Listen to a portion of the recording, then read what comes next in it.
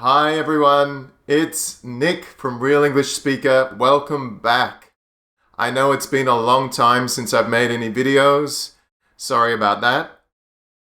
But I've been busy, I've been doing different things, and of course I've been dealing with COVID-19, the pandemic, like all of us around the world. So I hope you're okay. I hope your family and you are safe and well during this crazy 2020. It's been a very stressful year, hasn't it? It's been very difficult for all of us in many different ways. Some people are losing their jobs, suffering from economic hardship, maybe even dealing with health problems and problems in their family with health and, some tragedies. So anxiety is really high. There are lots of ways we can take care of our mental health. And I believe this is really important. In this video, I'm going to talk about 5 benefits of journaling for your English and your mental health. Let's go!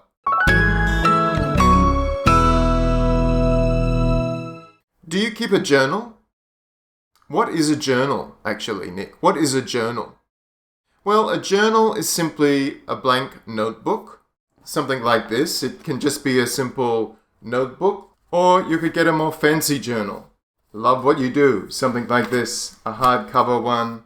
Here are some of my different journals. A journal is a notebook, and it's like a private diary where you write down all your thoughts and feelings and your ideas. Something that nobody is going to look at. You don't have to show anyone your journal, right? So maybe you do this in your own language. You might call it a diary. A diary is something more structured that you write in every day, usually. But a journal is less structured. It has less formula. You don't have to write in it every day, necessarily. You don't have to answer questions or keep it the same every day. It's more free, more open. To keep a journal, we often say to keep a journal. We use the verb keep. To keep a journal means to regularly write in a notebook like this over a period of time, right? You can also keep a diary as well. Journaling is a really great practice to implement into your daily English fluency routine. I'll be talking more about how to create an English fluency habit, an English fluency routine every day at home by yourself, which is really good right now when a lot of people are at home a lot. You might be in lockdown or you might be staying at home. You can continue your English practice by yourself. You don't necessarily need a teacher. Journaling is a really great practice to implement for your English fluency routine. So, what do you write in a journal exactly? Well, you can write many things. You can write down your ideas for anything, for your book that you want to write, or your business that you're working on, or your plans for the future. You can write down your thoughts and feelings about something. Of course, you can practice your English, so you can write in new words that you learn. Write in new words. And don't just write new words, but make sentences with these words. So put the sentence into a context and write a whole sentence. Also, go further, go deeper with your English and make a story. Make a story with the new vocabulary. These are all things you can do in your journal. One technique that I've been using for a long time that helps not just with my writing, because I enjoy writing, and it also helps me organize my thoughts and ideas for what I want to do. But more than that, there is a technique you can use which helps with your mental health, which helps with anxiety and stress. It's called the morning pages, the morning pages. Or it's also known as stream of consciousness writing, stream of consciousness. So what is this? Stream of consciousness. So let's break it down. A stream. Do you know what a stream is? A stream is like a small river. Okay, it's a flow of water that usually goes down through the mountains or through the hills and maybe into the river, or it comes from the river into the valleys and the hills, and it has spring water, fresh water flowing through it. Consciousness is your awareness in your mind, your state of awareness of everything that's around you and inside you. So when we talk about consciousness, it's having an awareness of your life. So a stream of consciousness is a flow of your awareness and your observations about everything. This was a term that was first used by a psychologist named William James in 1890. So he started this as a technique for his patients, for his psychology work. Stream of consciousness writing became very popular with novelists, with writers from the beginning of the 20th century.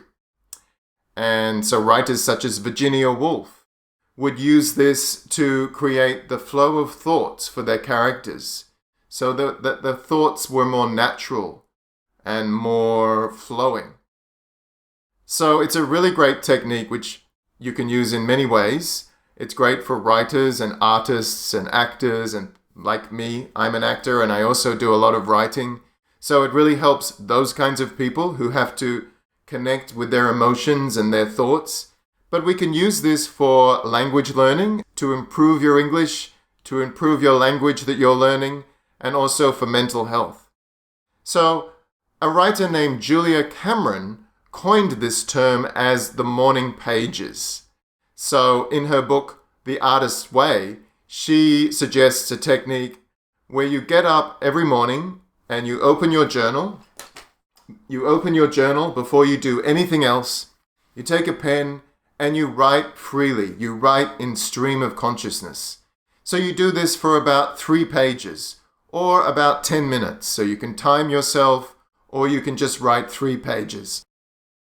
As you can see, I've been keeping many journals, and all of these are morning pages, stream of consciousness writing, or sometimes they are just general journals where I write down my thoughts and my ideas for things that I want to do, things that I want to create, my preparation as an actor for my characters. What are the benefits for your English? Here they are. Number 1, when you write regularly in English, like on a regular basis, you start to think in English. And you think in English more often. And this helps improve your speaking skills.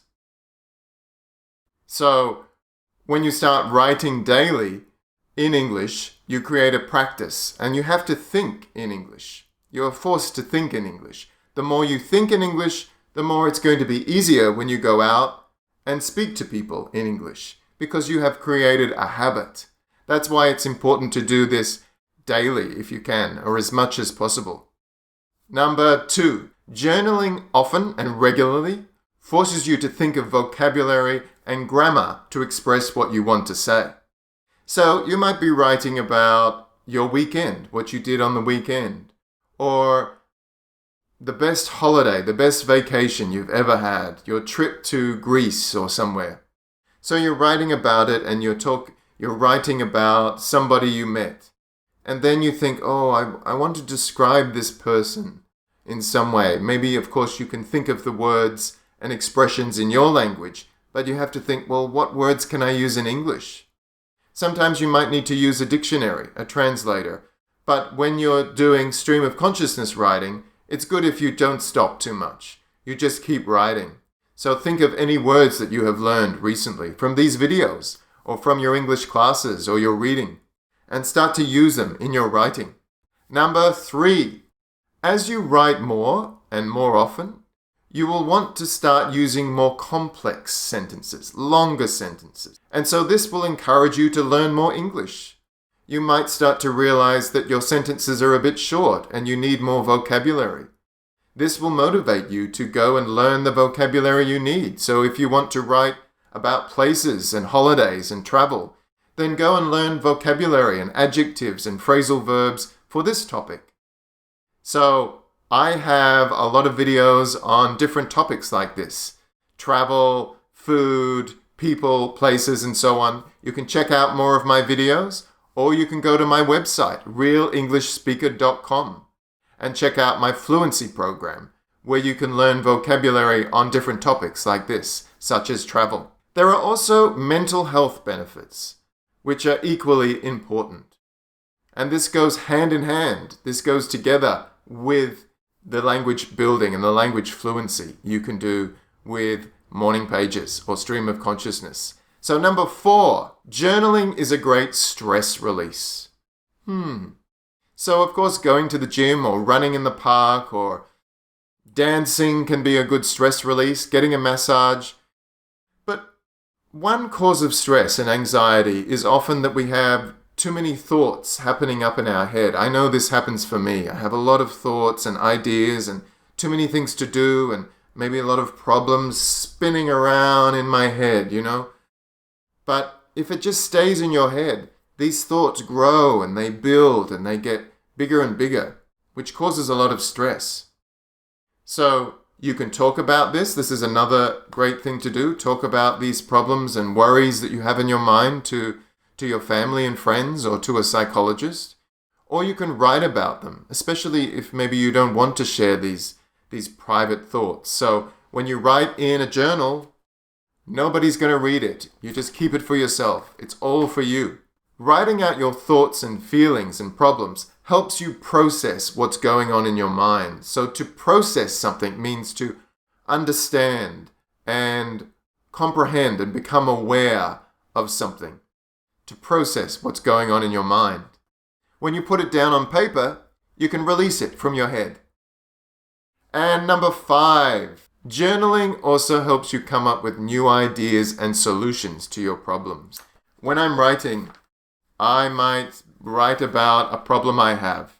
For example, what am I going to do with my business next? Or what am I going to teach my students?